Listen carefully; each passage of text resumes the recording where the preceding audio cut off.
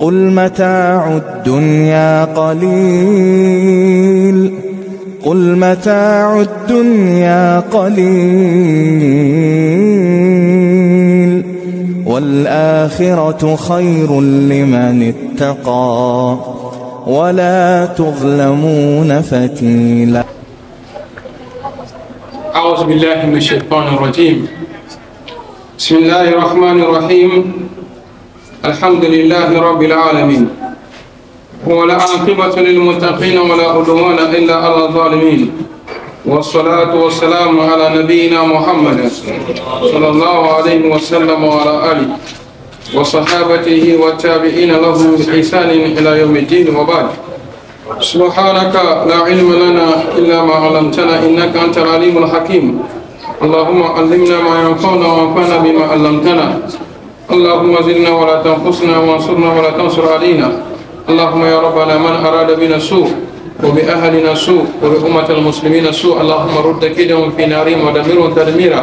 اللهم اعز الإسلام والمسلمين وأذل الشرك والمشركين ودمر أعداءك وأعداءنا أعداء الدين. اللهم فقهنا في دين وعلمنا تاويل. اللهم علمنا ما ينفعنا وانفعنا بما علمتنا. اللهم زدنا ولا تنقصنا. اللهم زدنا ولا تنقصنا. اللهم يا ربنا من أراد بنا سوء وبأهلنا سوء وبأمة المسلمين سوء اللهم رد كيدهم في نارهم ودمرهم تدميرا بعوضك يا أرحم الراحمين. Assalamu alaikum wa rahmatullahi wa barakatuh. Toutes les louanges appartiennent à Allah subhanahu wa ta'ala, le Seigneur du monde, le tout miséricordieux, le clément. Le salut d'Allah sur le prophète Mohammed sallallahu alayhi wa sallam, sur sa famille et ses nobles compagnons, ceux qui ont suivi, ceux qui suivent et ceux qui suivront la droiture jusqu'au jour dernier. Et après ça, frères en islam, je vous adresse la salutation fraternelle. La salutation des gens du paradis qui n'est autre que la paix, la bénédiction et la miséricorde d'Allah soient sur vous. Et après ça, chers frères en islam, frères en Dieu, la dernière fois nous avons commencé sur la jurisprudence concernant les actes volontaires semi-obligatoires de la prière. Et par la volonté d'Allah subhanahu wa ta'ala, nous avons dit ce qui concerne ces actes-là. Il dit sunan al-salat hiya aqwal wal af'al yustahabbu itiyan biha fi salat. C'est des actes et des paroles qu'on veut de vous, ou bien que l'on veut que vous faites, ou bien vous l'amenez dans votre prière lorsque vous priez. D'introduire cela dans votre prière.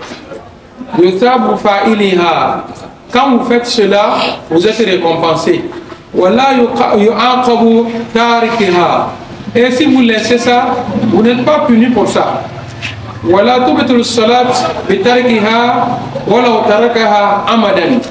Le fait de laisser ça dans la prière n'annule pas votre prière, même si vous l'avez laissé consciencieusement, c'est-à-dire vous savez et vous avez laissé.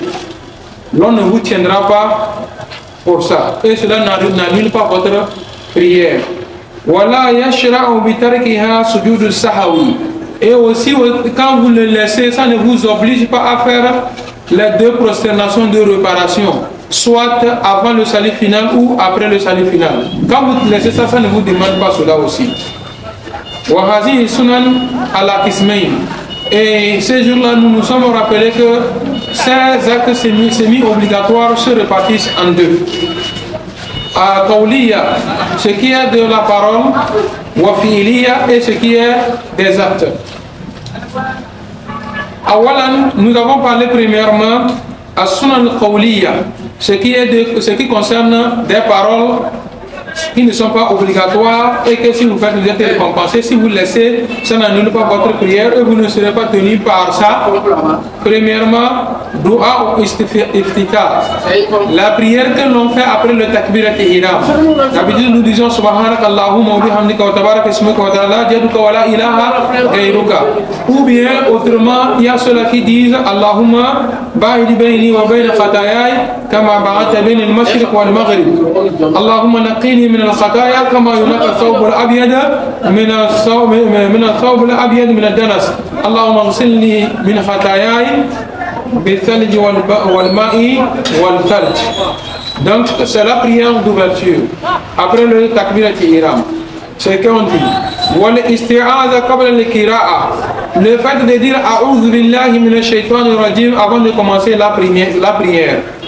Wal-basmala, et le fait de dire bismillahir rahmanir rahim intérieurement. Donc à noter que a'udhu billahi minash shaitanir rajim et bismillahir rahmanir rahim, comme chez nous en Afrique de l'Ouest ici, tout le monde sait que ça se fait intérieurement.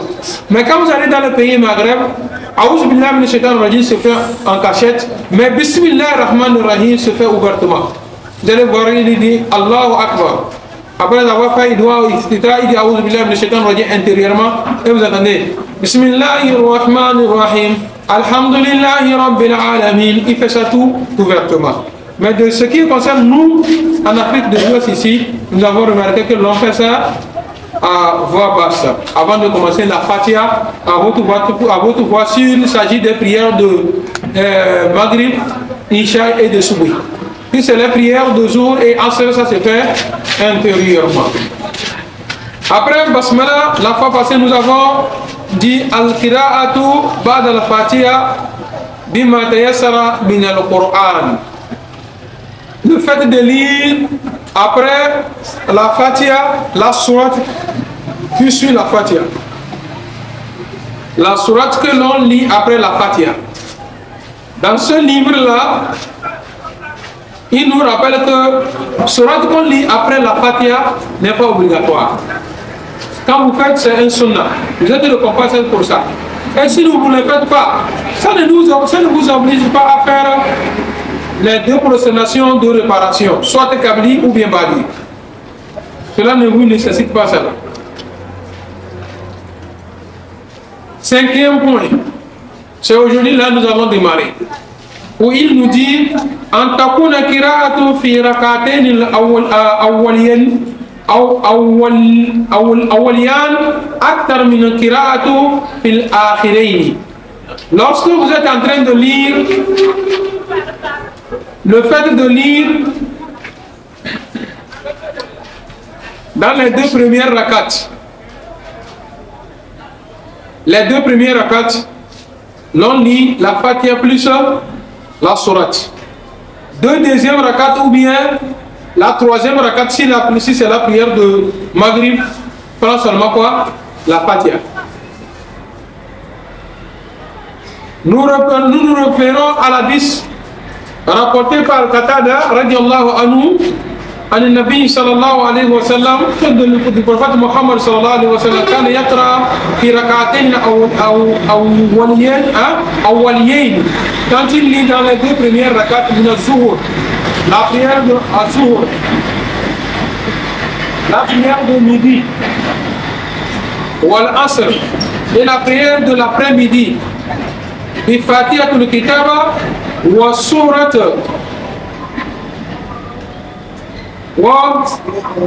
ويسمعنا الآيات أحيانا ويقرأ في ركعتين أخريين بماذا؟ بفاتحة الكتاب. Ici l'écriture n'est pas assez claire, il y a un peu la photocopie qui a dérangé, c'est mieux chez vous après, Inch'Allah. Ici c'est pas bien clair chez moi ici. Il dit que le prophète Muhammad sallallahu alayhi wa sallam de son vivant, lorsqu'il faisait la prière de Zuhur, de midi, wal asr et de l'après-midi, le plus souvent quand il récite, nous entendons, il nous faisait entendre sa récitation. Il nous faisait entendre sa récitation. Donc quelqu'un m'a dit que est-ce qu'il n'est pas lu ouvertement? Non. Par exemple, vous remarquez le plus souvent dans certaines mosquées, mais chez certains imams, quand il fait takbir, il dit Allahu Akbar pour la prière de Zuhur, tu vas voir. Alhamdulillah. Rahman.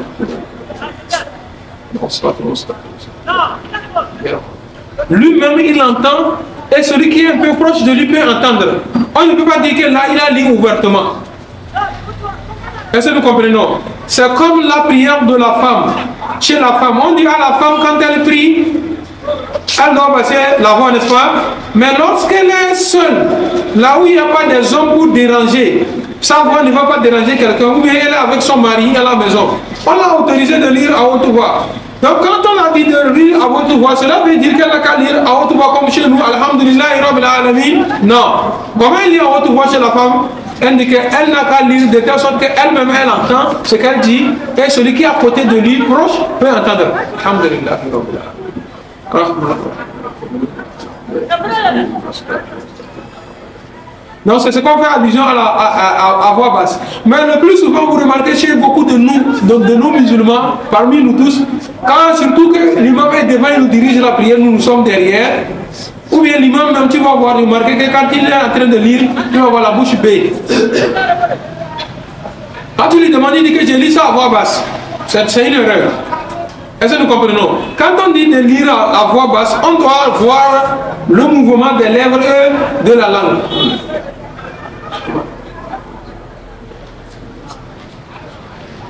C'est ce qu'on fait allusion à la voix basse. Mais dire Allahu Akbar, après tout, Allahu Akbar, quand tu vas lui demander, il dit que non, je lis ça intérieurement. Non, nous devons essayer de corriger ces erreurs-là que nous commettons le plus souvent dans nos prières. Donc il nous dit que c'est comme ça. Lui, là, ils ont remarqué que le prophète sallallahu alayhi wa sallam nous faisait entendre, quand il fait la prière de Zour ou bien la prière de Asr, des deux premières rakats, quand il lit Fatiha et la sourate, on entendait.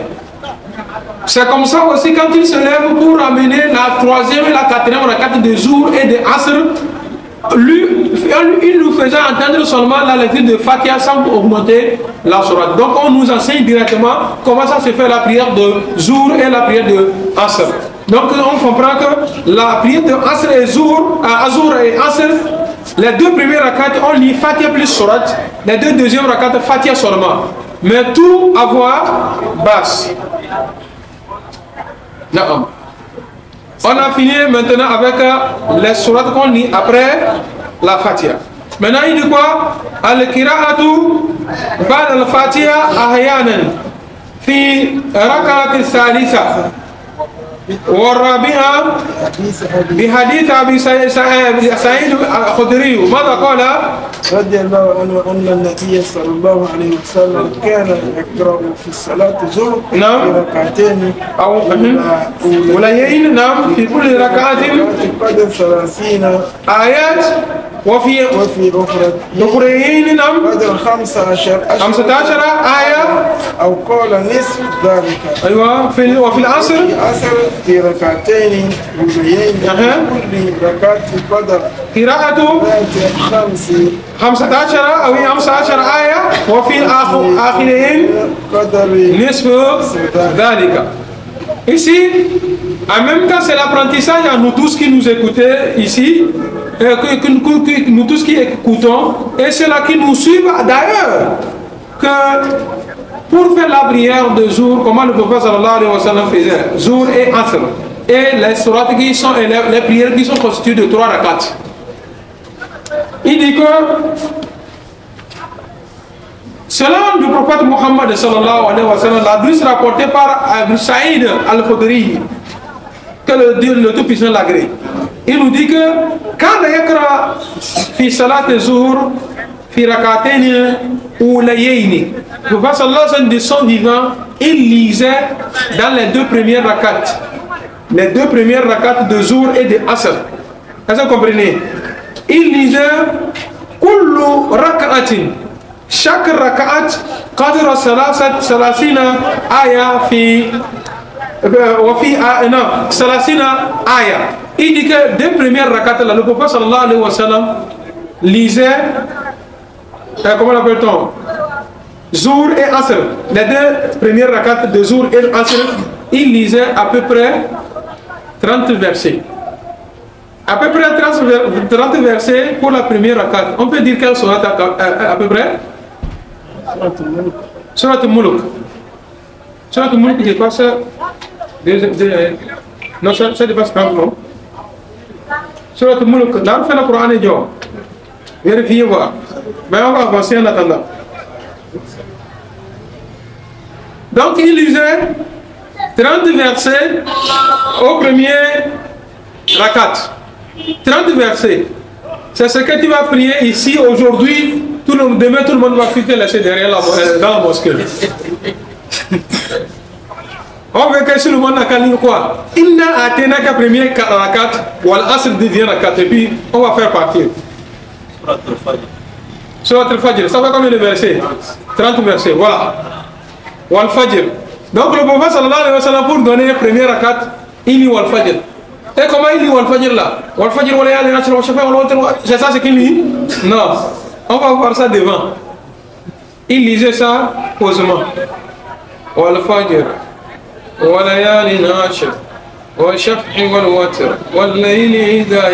Jusqu'à arriver Fadukhuli fi ibadi wa dukhuli jannati, avant de se rabaisser. Wa fi ukhrayn qadra 15 aya. Et les deux derniers, les deuxièmes rakats, les deux deuxièmes rakats de Zuhr et Asr, il lisait à peu près 15 versets. 15 versets là, on fait pour quelle sourate?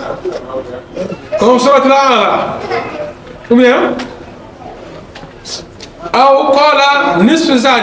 ou bien demi de sourate al-Fajr.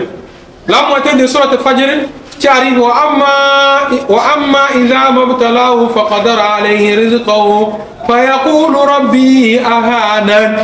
Je vois que tu as fait la moitié de la sourate. C'est-à-dire,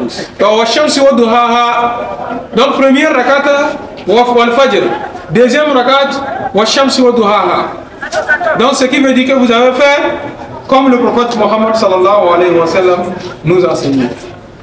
Donc première rakat de sourate Zuhr, pardon, première rakat de Zuhr, il lit 30 versets. Deuxième rakat de Zuhr, il lit combien de versets? 15 versets, ou bien la moitié de la sourate qu'il a lu au premier rakat. Si c'est la prière de Asr, vous savez, regardez, on va remarquer que la prière de Zuhr, quand on veut donner la prière de Zuhr, elle dure plus que la prière de Asr. Mais nous ne faisons pas la même chose, nous on fait. La prière de Zuhr dure plus que la prière de Asr. Zuhr, premier rakat, c'est combien de versets? 30 versets. Deuxième rakat, 15 versets. Mais regardez pour la prière de Asr, première rakat, il lisait Qadr Maza Kira'atu 15 ashara. Première rakat, il lisait 15 versets. C'est-à-dire, ce qu'il lit pour la deuxième rakat de Zuhr, c'est ça qu'il prend pour lire la première rakat de Asr. Et deuxième rakat, il lit la moitié de cela. La moitié de cela, ça fait 7 versets. Oduha, ou bien Alam Nashra, ou bien Watin. Voilà Adiyat. Al-Qari'an, mais là-bas ça dépasse 7. Mais disons la moitié de Washams.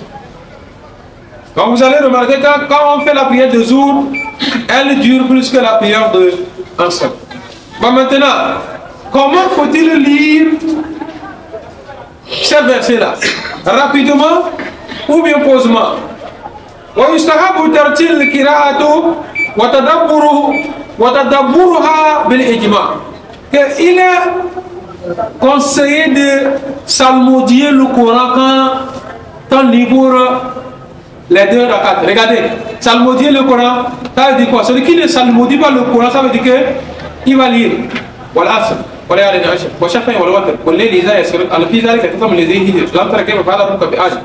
Mais ici, là, on nous dit qu'il est conseillé, il est recommandé que l'homme dise en psalmodie, ça veut dire quoi? Wal fajr, wa layalin ashr, wal shaf'i wal watr, wal layli idha yasr. Watadabbur.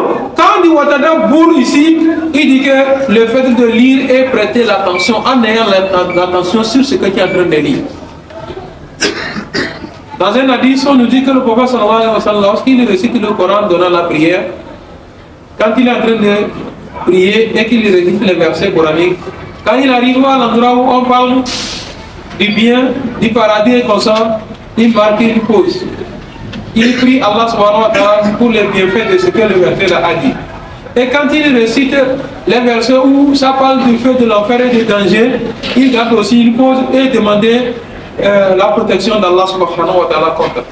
Mais nous là, allez, surtout le moment de l'Laylatul Qadr, quelqu'un lui a dit que oh, hier nous on a fini Bakara jusqu'à même Atamé, on a arrivé sur la Nisa.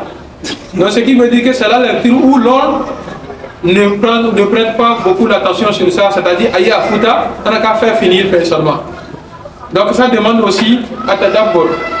Prêtez l'attention, écoutez ce que l'on est en train de réciter, c'est ce qui est recommandé. Non. Il dit quoi?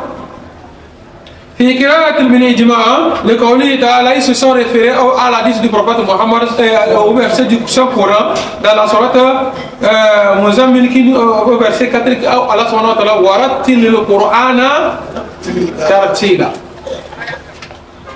Non. 8. Oh, ça la 8e là va nous toucher tous ici. At-ta'min ba'da al-Fatiha. At-ta'min ba'da al-Fatiha. Le fait de dire Amin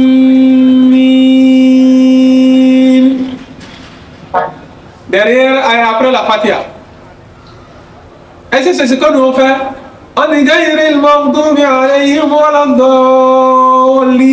Amin. Ou bien Amin. Mais ce qui est demandé là-bas, regardez, Atamil là, ça s'écrit Amin.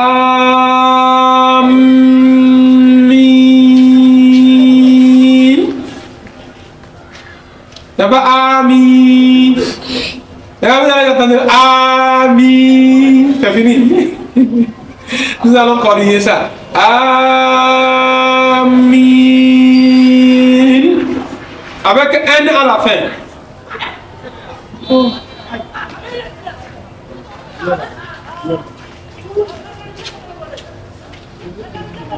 C'est facile.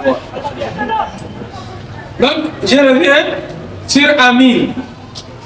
Chez le Moussi, quand il fait une prière, il dit Amin. Chez les Hausa, il dit Amin.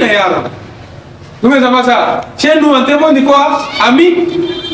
Et ça, Amin. Donc, on répond mal ça. Yamaïse. On répond mal. Amin. Amin. Et ça, Amin.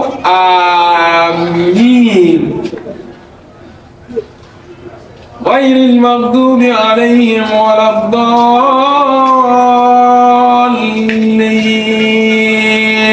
À ça, on va répondre Amin.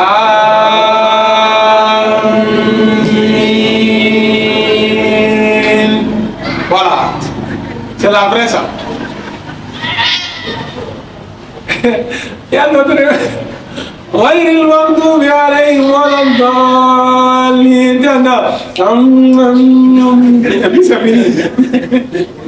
Masha'Allah. Nous allons voir quelle valeur répondre Amin veut dire quoi. Pourquoi nous répondons Amin?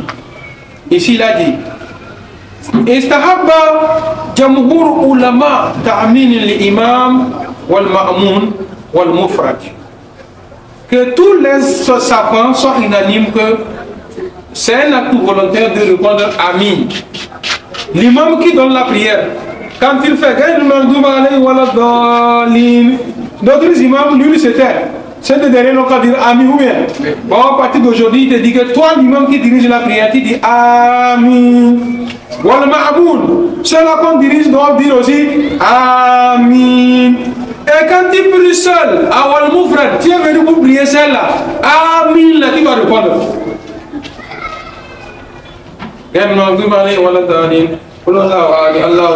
Amin. Il dit que même si tu es seul, tu dois répondre Amin. Toi, l'imam qui dirige la prière, tu dois dire Amin. Ceux qui sont derrière toi aussi doivent répondre Amin. Non. Il dit quoi? لقول النبي صلى الله عليه وسلم إذا أمن الإمام فأمينوا. Quand l'imam dit ghayril maghdubi alayhim waladdallin. Amin. Vous aussi répondez Amin. C'est ce que le verset, la hadith nous dit. Wal hadith Wa'il bin Hujr قال كان رسول الله صلى الله عليه وسلم إذا قرأ ولا الضالين قال آمين ورفع بها صوته. يا صوتا. Il dit que c'est un compagnon du prophète Mohammed, celui dont on appelle Wa'il bin Hujr. Lui nous dit que le prophète Mohammed, sallallahu alayhi wa sallam, de son vivant, lorsqu'il récite la Fatiha et qu'il arrive au niveau de Waladali, le prophète lui-même disait Qala Amin.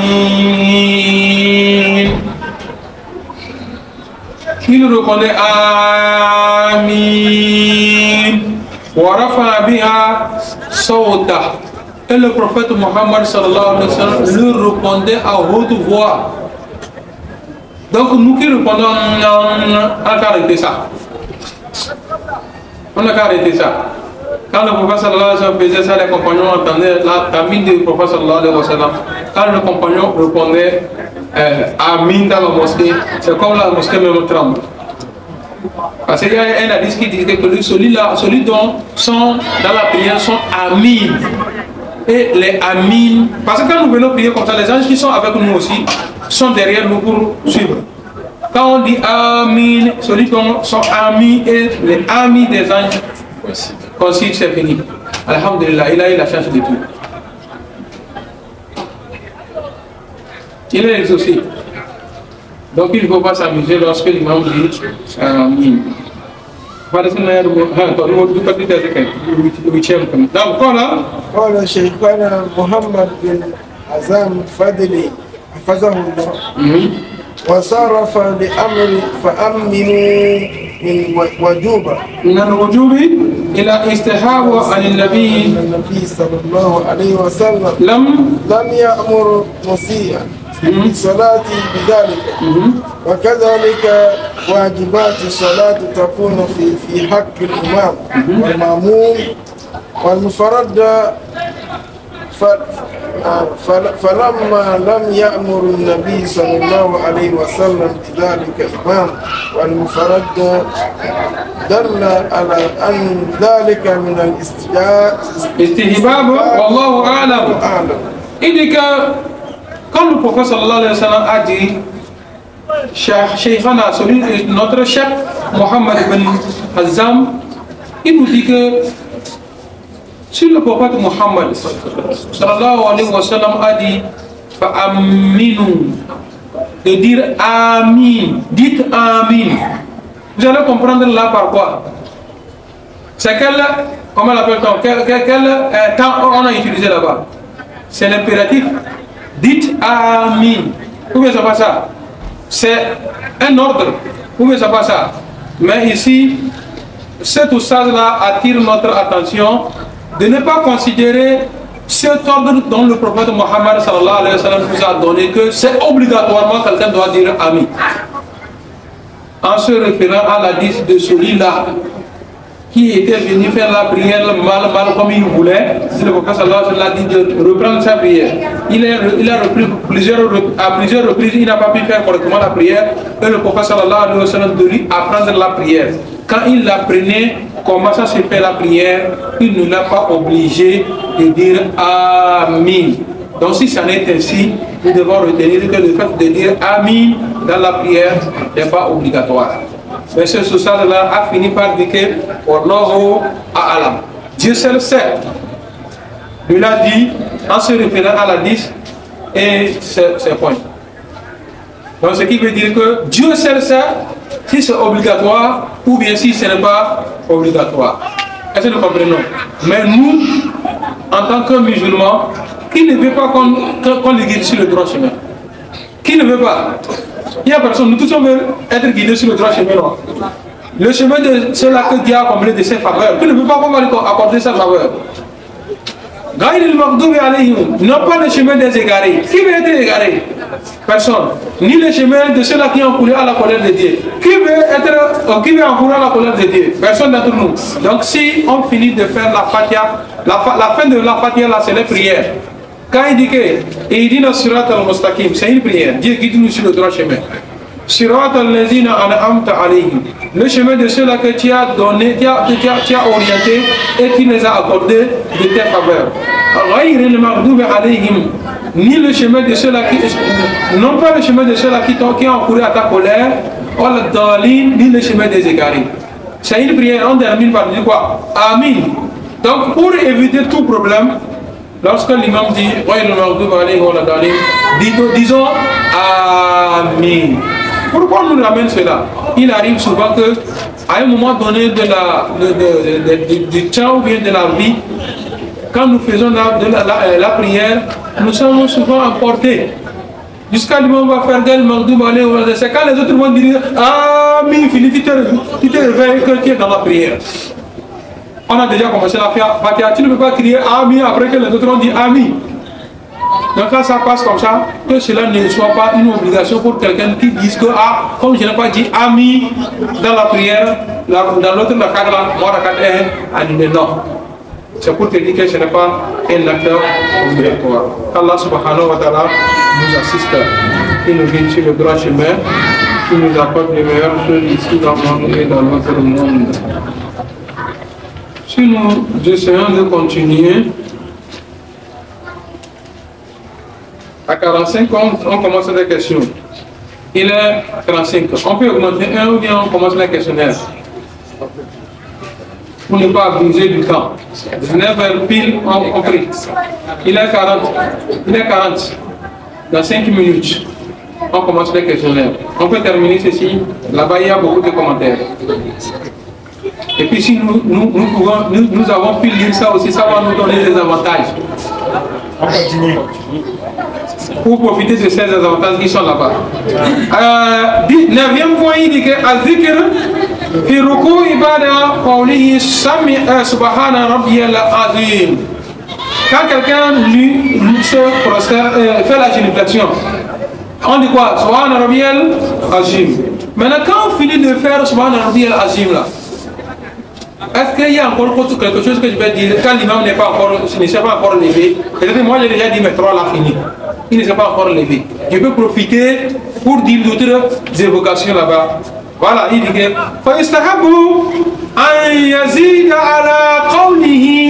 il est bon. Il est bon. Quand vous faites Subhana Rabbi al-Azim fini là, si vous augmentez Subhana Rabbi al-Azim,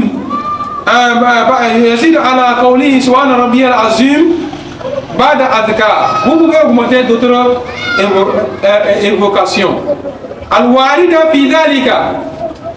Là où on a demandé ces évocations telles que Minha Allahumma Laka Raka'atu Wabika Amantu Walaka Aslamtu Khasha'an Laka Sami'i wa basari wa muhi wa azmi wa asbi.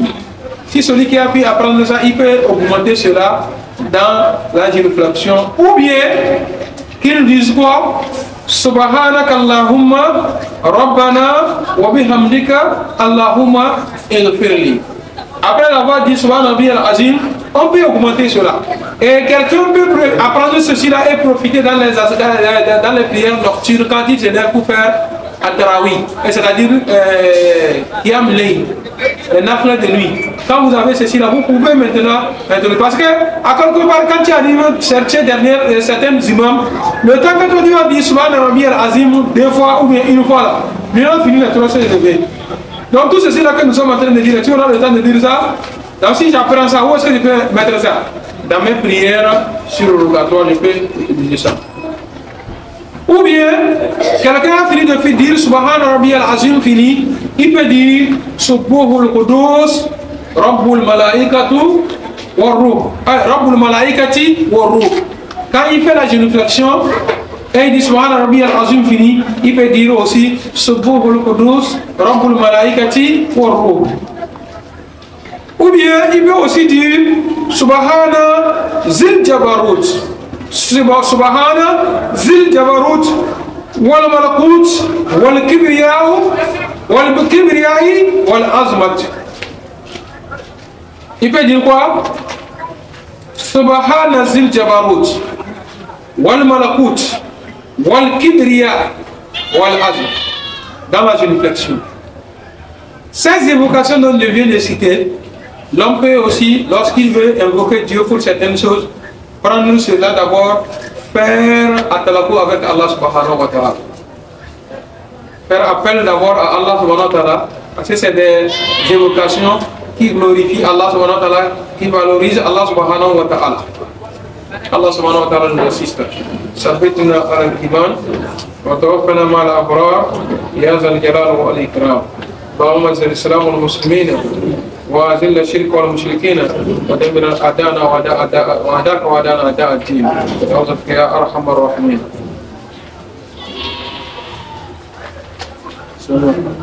نعم.